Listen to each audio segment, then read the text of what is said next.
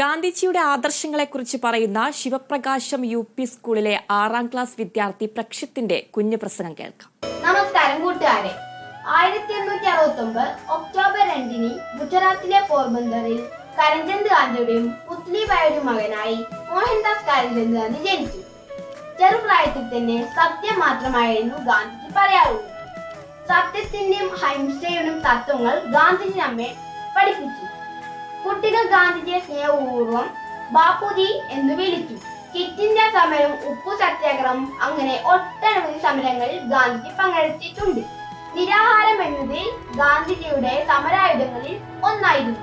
October 2 ലോകം അഹിംസാ ദിനമായി ആചരിക്കുന്നു. ബ്രിട്ടീഷുകാരിൽ നിന്നും നമ്മുടെ രാജ്യമായ ഇന്ത്യയെ തിരിച്ചു പിടിച്ചത് ഇദ്ദേഹമാണ്. ഇന്ത്യയുടെ രാഷ്ട്രപിതാവായ ഇദ്ദേഹത്തിന്റെ ജന്മദിനം നാം ഗാന്ധി ജയന്തിയായി ആഘോഷിക്കുന്നു. എല്ലാവർക്കും ഗാന്ധി ജയന്തി ആശംസകൾ നേരുന്നു. ഇത്രയും പറഞ്ഞുകൊണ്ട് നിർത്തുന്നു. നന്ദി.